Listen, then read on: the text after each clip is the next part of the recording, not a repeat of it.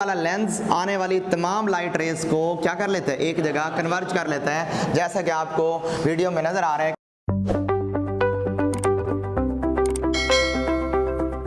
आज का हमारा नेक्स्ट आर्टिकल है इमेज फॉर्मेशन बाय लेंसेज।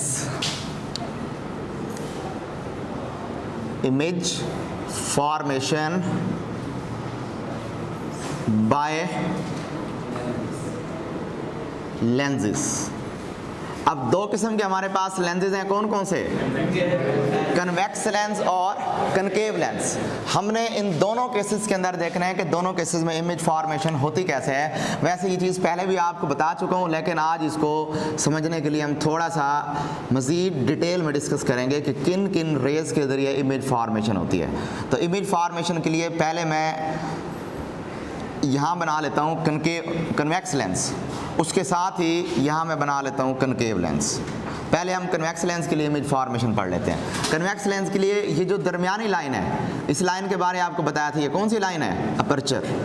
क्या है ये?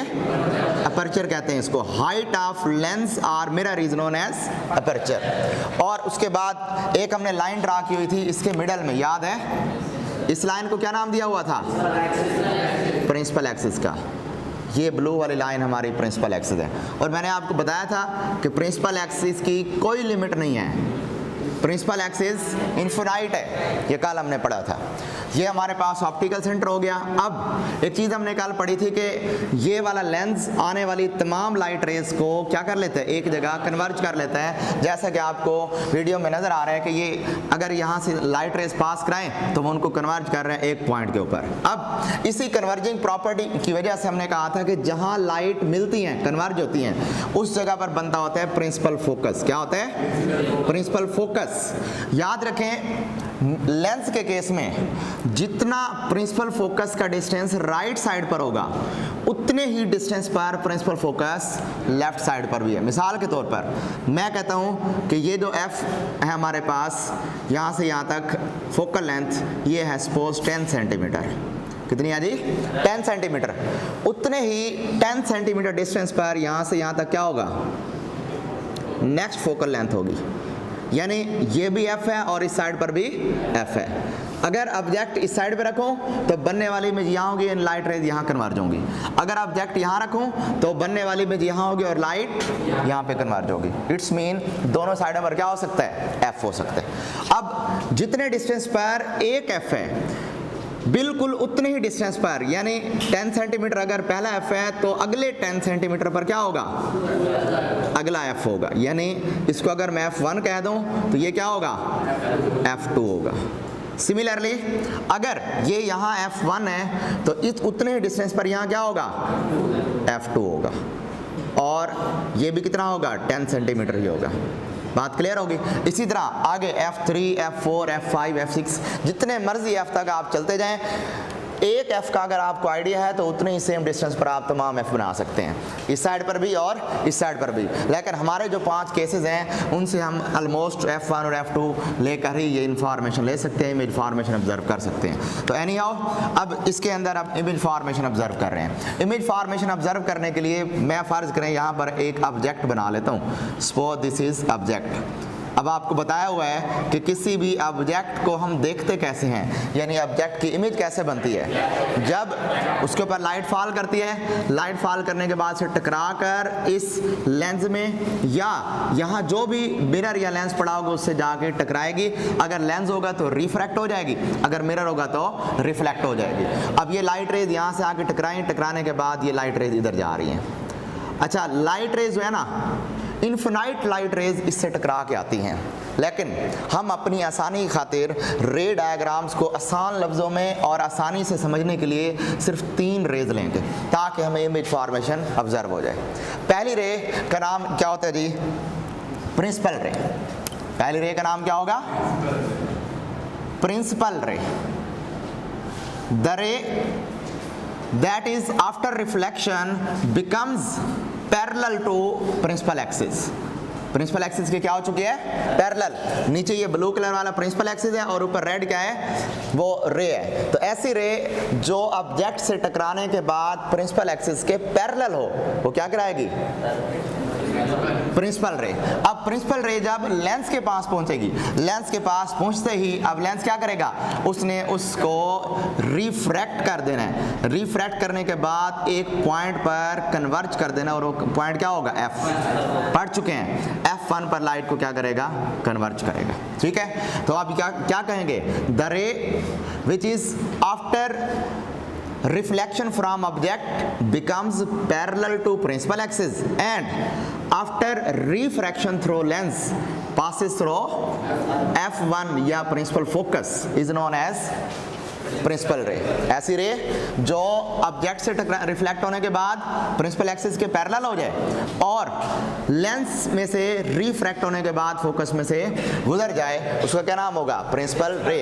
इस प्रिंसिपल रे को मैं 1 का नाम दे रहा हूँ। ठीक हो गया। उसके बाद नेक्स्ट एक और रे ले रहे हैं, दिस इज प्रिंसिपल रे, सपोज दिस इज रे 1। नेक्स्ट है जी स्ट्रेट रे। ऐसी रे जो आए ऑब्जेक्ट से आके टकराए, आफ्टर रिफ्लेक्शन वो ऑप्टिकल सेंटर में से पास होके बिल्कुल सीधी गुजर जाए बगैर डेविएट किए, तो क्या कहलाएगी, स्ट्रेट रे। इसको क्या नाम देंगे, इसको मैं 2 का नाम दे रहा हूं, एंड दिस इज स्ट्रेट रे। ऐसी रे जो ऑब्जेक्ट से टकराए, रिफ्लेक्ट बैक होने के बाद ऑप्टिकल सेंटर में से गुजर के बगैर डेविएट किए सीधी चली जाए, वो क्या कहलाएगी, स्ट्रेट रे। एक तीसरी रे है जी, तीसरी रे को हम क्या नाम देते हैं, तीसरी रे को हम कहते हैं ऑब्लिक रे। ऑब्लिक रे, ऐसी रे जो ऑब्जेक्ट से आके टकराए, ठीक है, टकराने के बाद वो ऑब्जेक्ट इससे लेंस से पहले वाले फोकस में से गुजरे, लेंस से पहले वाले फोकस में से गुजरने के बाद जो ही वो लेंस में से रिफ्रैक्ट होने लगे तो वो आगे प्रिंसिपल एक्सिस के पैरेलल हो जाए। क्या हो जाए जी, प्रिंसिपल एक्सिस के पैरेलल हो जाए, तो ऐसी रे का नाम क्या होगा, ऑब्लिक रे। ऑब्लिक रे, ऑब्लिक का मतलब होता है कुछ ना कुछ एंगल बनाना। क्या मतलब होता है, एंगल बनाना। तो ये वाली जो रे है यहाँ से कुछ ना कुछ रिफ्लेक्शन के दौरान एंगल बना रही है, तो इसको ऑब्लिक रे का नाम दिया, इसको स्ट्रेट रे का नाम दिया और इसको प्रिंसिपल रे का नाम दिया। इन्हीं 3 रेज को ही सामने रखते हुए हमने आगे जो इमेज फॉर्मेशन है वो ऑब्जर्व करनी। अब यहाँ अगर मैं इमेज की बात करूँ तो इमेज कैसे होगी, हमने इन तमाम रेज को क्या कर लेना है, मिला लेना है। इसको मैं मिला लेता हूँ, ये यहाँ पे मिल गई, उसके बाद इसको भी मैं मिला लेता हूँ, ये यहाँ पे मिल गई। थोड़ी बहुत लाइनें टेढ़ी हो सकती हैं, उसकी वजह क्या है कि हम बना रहे हैं जस्ट इसको बाई हैंड। जब आप इसको प्रॉपरली बनाएंगे, स्केलिंग करेंगे, तो स्केलिंग के दौरान आपको एक्यूरेटली इमेज मिलेगी। अब हम पढ़ चुके हैं कि इसके अंदर क्या पढ़ा अब हमने कि अगर ऑब्जेक्ट यहाँ रखा जाए तो ऑब्जेक्ट से 3 रेज ऑब्जर्व करेंगे, पहली रे प्रिंसिपल, दूसरी स्ट्रेट रे और तीसरी ऑब्लिक रे, और तीनों रेज जहाँ जाके मिलेंगी वहाँ पर क्या मिलेगा, इमेज मिलेगा। तो ये हमारी इमेज फॉर्मेशन है बाय लेंस। अब हम पढ़ रहे हैं इमेज फॉर्मेशन बाय, ये था कन्वेक्स लेंस, अब हम देख रहे हैं image formation by concave lens. ये मैंने कनकेव लेंस बना लिया। कनकेव लेंस बनाने के बाद आप इमेज फॉर्मेशन को ऑब्जर्व कर रहे हैं। ये कनकेव लेंस हो गया, और ये क्या हो गई हमारे पास, अपर्चर। अपर्चर के बाद ये लाइन हमने जो ड्रा की है, ये कौन सी है, प्रिंसिपल एक्सिस वाली लाइन आ गई, जो कि इस लेंस के सेंटर में से गुजर के जा रही है। क्लियर, ये हो गई हमारे पास अपर्चर। अब अगेन उसी तरह क्या करें, F1 F1 F2 F2, ये हमने यहाँ पर बना लेने हैं। यहाँ आ गया हमारे पास ही F1, उतने ही डिस्टेंस पर यहाँ क्या होगा, F1। सिमिलरली यहाँ होगा जी हमारे पास F2, और उतने ही डिस्टेंस पर यहाँ क्या होगा, F2 होगा। अब सबसे पहला काम क्या करना है, ऑब्जेक्ट बनाना है। फर्ज करें मैंने यहाँ पे कोई ऑब्जेक्ट रख दिया, ये हमारे पास ऑब्जेक्ट आ गया, ठीक है जी, ऑब्जेक्ट रख लिया। अब क्या होगा, लाइट इस ऑब्जेक्ट के ऊपर फॉल करेगी।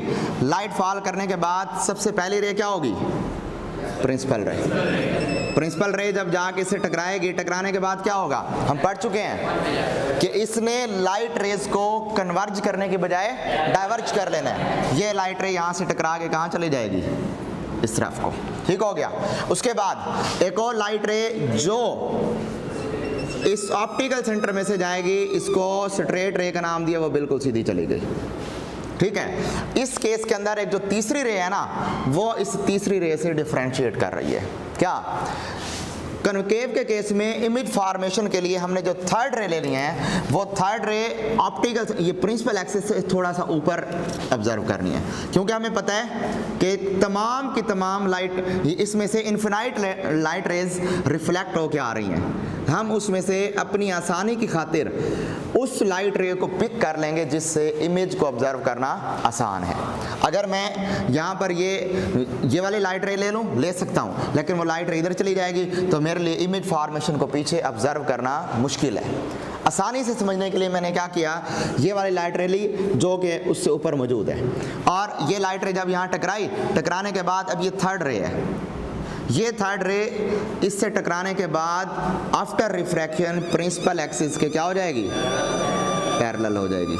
ये प्रिंसिपल एक्सिस के पैरेलल हो गई। ठीक है, अब प्रिंसिपल एक्सिस के जब ये पैरेलल हो गई, अब इन रेज को हमने क्या करना है, पीछे एक्सटेंड करना है। जहां जाकर ये रेज मिलेंगी हम क्या कहेंगे, वहां इमेज बन रहे। तो मैं इनको पीछे एक्सटेंड कर रहा हूं, इसको मैं पीछे एक्सटेंड कर लेता हूं, ये पीछे एक्सटेंड यहां हो गई। उसके बाद फिर और क्या कर रहा हूँ, इसको भी मैं पीछे एक्सटेंड कर रहा हूँ, ये यहाँ पे जाके मिल गई। सिमिलरली इसको भी पीछे एक्सटेंड कर रहा हूँ, तो ये तीनों रेज ऑलमोस्ट यहाँ जाके मिल रही हैं। तो ये वो पॉइंट है जहाँ तीनों रेज पीछे मिली हैं और यहाँ जाके क्या मिल गया, इमेज। क्लियर होगी बात? तो ये है image formation by concave lens और ये थी image formation by convex lens. अब इन दोनों की नेचर ऑब्जर्व कर रहे हैं इन जनरल। कन्वेक्स लेंस से बनने वाली इमेज कैसी होती है, इन्वर्टेड इमेज हमने ऑब्जर्व की है, जबकि कनकेव लेंस से बनने वाली इमेज हमने कैसे ऑब्जर्व की, इरेक्ट, सीधी है। देखें ये जो इमेज है ना, ये हमने ऑब्जर्व किया है कन्वेक्स से, ये उलट है क्योंकि लाइट रेज प्रिंसिपल एक्सिस के नीचे मिल रही हैं। अगर लाइट रेज प्रिंसिपल एक्सिस के ऊपर मिलेंगी तो क्या होगी, सीधी, इरेक्ट होगी। अगर लाइट रेज प्रिंसिपल एक्सिस से नीचे मिलेंगी तो क्या हो गया, इन्वर्टेड होगी। तो इस केस में इरेक्ट मिल गई और इस केस में इन्वर्टेड मिल गई। दूसरा पॉइंट, इस केस में बनने वाली इमेज कैसी है, रियल। क्यों? क्योंकि इसमें लाइट रेज हकीकी तौर पर जाके मिली हैं, हमें खुद पीछे एक्सटेंड नहीं करना पड़ा। जबकि इस केस के अंदर रियल तौर पर नहीं मिली, बल्कि क्या हुआ, हमने इनको खुद पीछे एक्सटेंड किया। तो इससे बनने वाली इमेज क्या होगी, वर्चुअल होगी। अच्छा, उसके बाद नेक्स्ट, यहाँ पर इस केस में हमने क्या ऑब्जर्व किया था कि अगर मैं ऑब्जेक्ट को जितना आगे लेते जा रहा हूँ, बनने वाली इमेज आगे शिफ्ट होती जा रही है, बड़ी होती जा रही है। तो क्या कहेंगे, यहाँ जो ऑब्जेक्ट इमेज का साइज है वो ऑब्जेक्ट की पोजीशन पर डिपेंड करता है। तो इमेज साइज क्या होगा, depends upon position of object की पोजीशन पर डिपेंड करेगा। जबकि इस केस में क्या ऑब्जर्व किया, इस केस में हमेशा बनती ही कौन सी इमेज है, स्मॉल इमेज बन रही है। Here always smaller image is form. ये आपको इसके इमेज फॉर्मेशन के पॉइंट ऑफ व्यू से डिफरेंसेस याद होने चाहिए। ये बात क्लियर होगी। अब हमारे अपने इससे रिलेटेड कुछ इन्फॉर्मेशन ऑब्जर्व करनी है इन मिरर से मुतालिक। अगर हमारे पास थिक मिरर हो, थिक लेंस हो या थिन लेंस हो, तब हमें क्या इन्फॉर्मेशन मिलती है। तो मैं यहाँ दो लेंस बना रहा हूँ। एक है जी मेरे पास थिन लेंस, पतला, और एक मैं बना लेता हूँ थिक लेंस। अभी इस पे ज़रा गौर करना है, साइड इन्फॉर्मेशन समझा रहा हूँ। ये जो हमारा टॉपिक है, इस टॉपिक में देखें साइड इन्फॉर्मेशन में पहले आपको ऊपर एक ब्लॉक नज़र आ रहे हैं, बना हुआ ब्लॉक। उस ब्लॉक के अकॉर्डिंग ज़रा पढ़े ना, तो वहाँ लिखा गया होगा कि अगर हमारा होगा, क्या होगा जी हमारे पास, थिन, हमारे पास क्या होगा जी, थिन अगर लेंस होगा और थिक लेंस होगा, इससे क्या इन्फॉर्मेशन ऑब्जर्व होगी, थिन और थिक। अगर होगा थिन लेंस से जब लाइट रेज जाके टकराएंगी आफ्टर रिफ्रैक्शन, और थिक लेंस की भी बात कर रहे हैं, थिक लेंस से भी जाके लाइट रेज टकराई हैं आफ्टर रिफ्लेक्शन, थिन लेंस ज़्यादा दूर तक लाइट रेज को कन्वर्ज करेगा। क्या करेगा,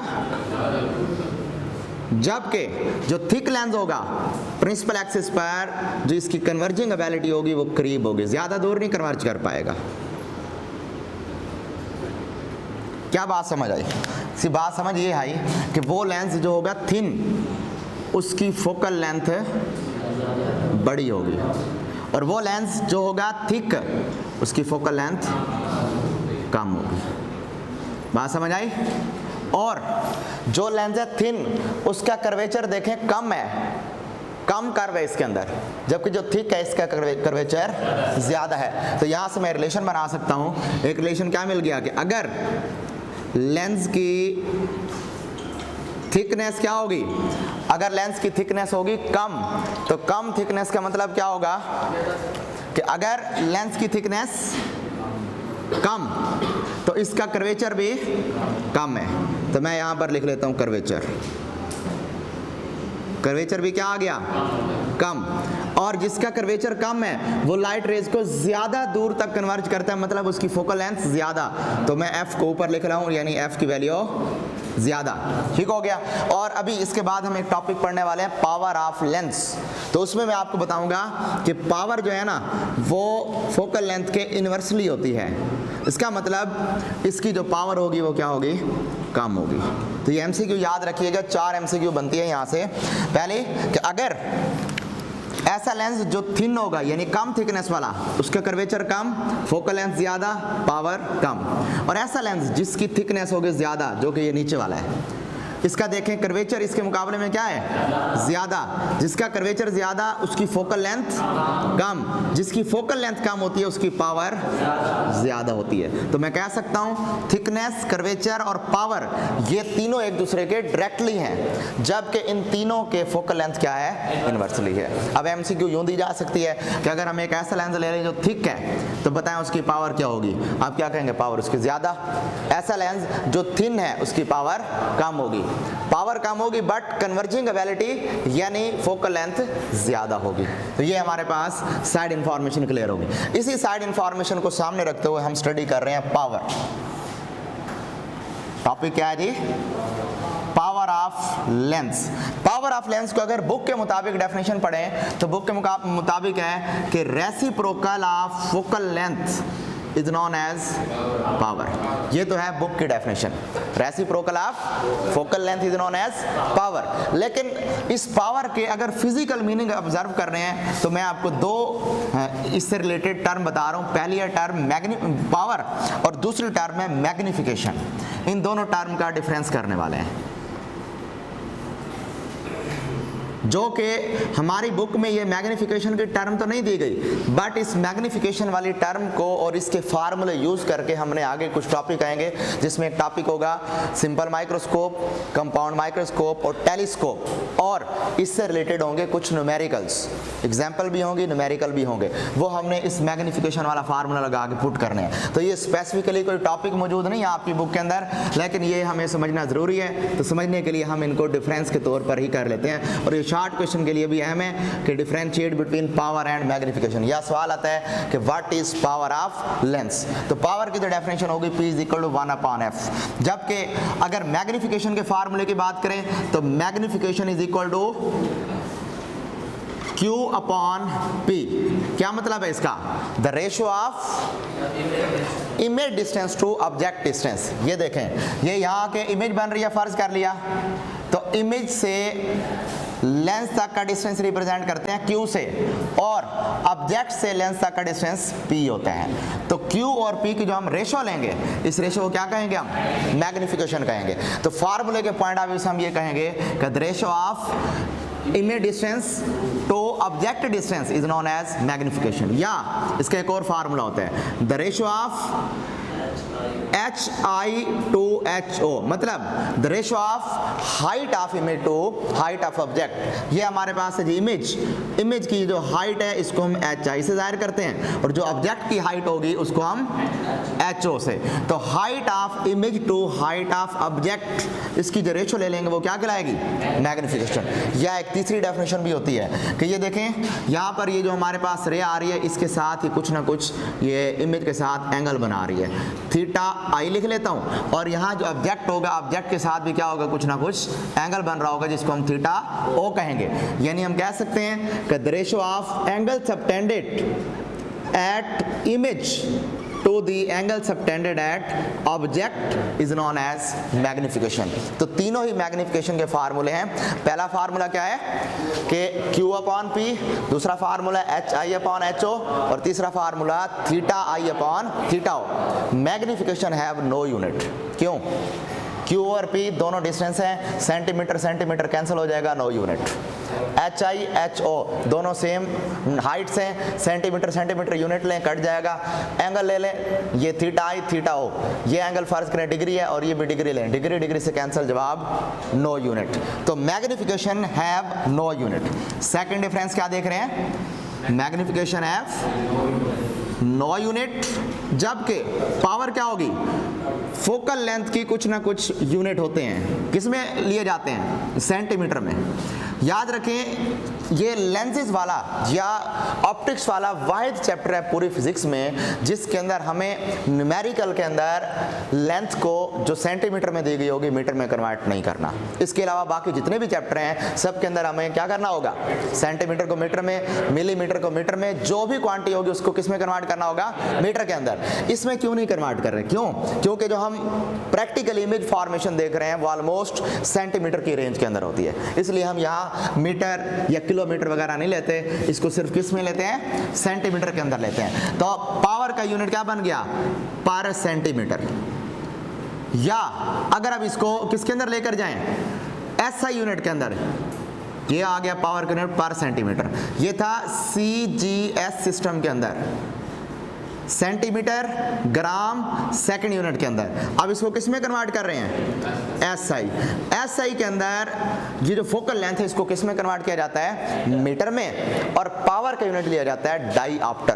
क्या लिया जाता है? डाईऑप्टर। तो यहाँ पर आ जाएगा हमारे पास पावर का यूनिट डाईऑप्टर, जिसको मैं कैपिटल D से जाहिर कर रहा हूँ, और यहाँ क्या आ जाएगा? पर मीटर, या 1 अपॉन मीटर भी लिख सकते हैं। पर मीटर या 1 अपॉन मीटर इसको कहा जा सकता है। ठीक है जी, क्लियर हो गई बात? अच्छा, उसके बाद नेक्स्ट, अब इसको SI यूनिट में डिफाइन कर रहे हैं। पढ़ चुके हैं आपके, जब भी कोई क्वांटिटी जब हम डिफाइन कर रहे हैं with respect to system international, तो हमेशा उसमें एक की टर्म में डेफिनेशन करना जरूरी है। क्यों? वजह बताई हुई है। वजह क्या होती है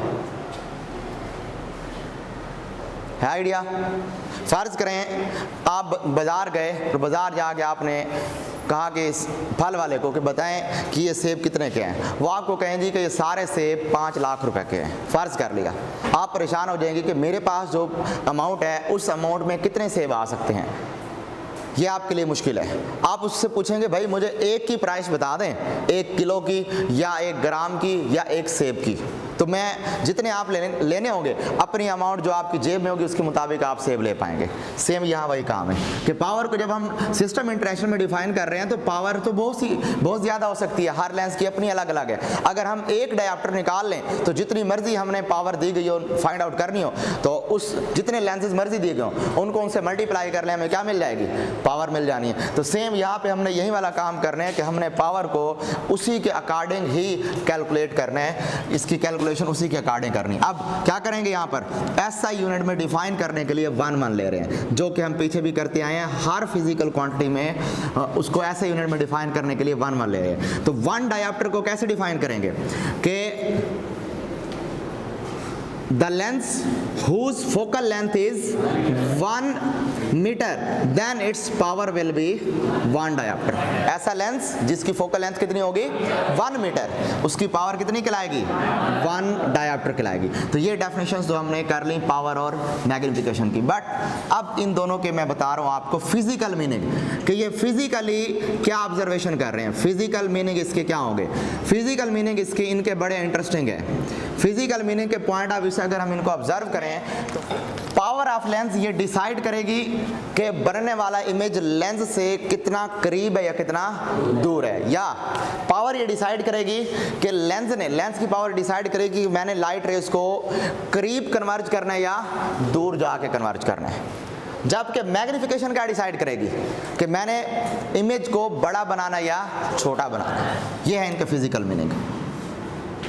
पावर ऑफ लेंस क्या डिसाइड करेगी कि फर्ज करें ये हमारे पास एक लेंस है, बनने वाली इमेज यहाँ मिलनी है, लाइट रेज इसमें से पास होंगी, लाइट रेज पास होने के बाद अब इस लेंस की पावर ये डिसाइड करेगी कि मैंने इन लाइट रेज को करीब कन्वर्ज करना है या दूर कन्वर्ज करना है। समझ आ गई? अगर तो इस लेंस की पावर होगी ज्यादा तो क्या होगा, ये इसको करीब कन्वर्ज करेगा। क्या करेगा? करीब कन्वर्ज करेगा। अगर इसकी पावर होगी कम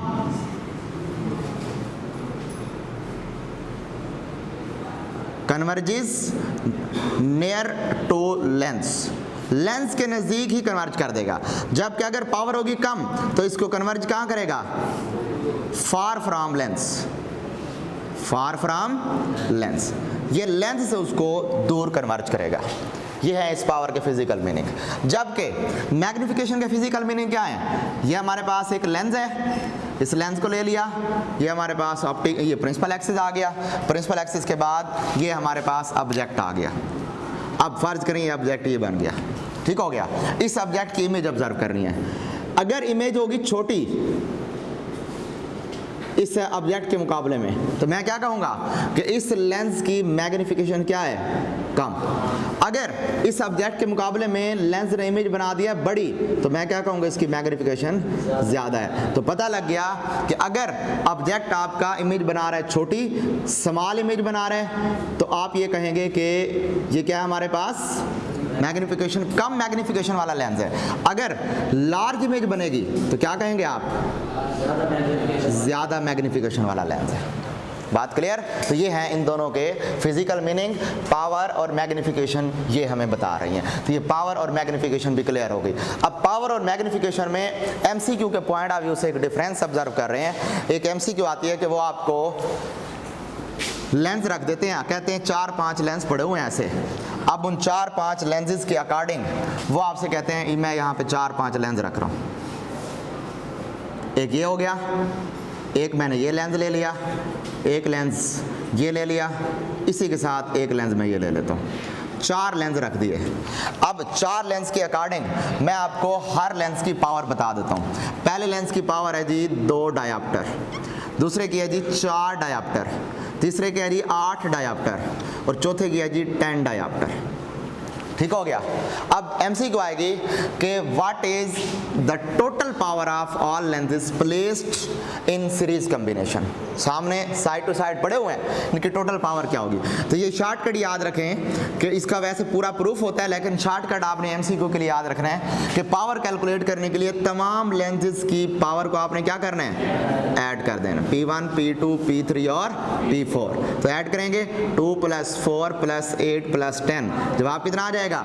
4 2 6 और 8 14 + 24। तो आप कहेंगे इसकी टोटल पावर कितनी है? 24 डायोप्टर।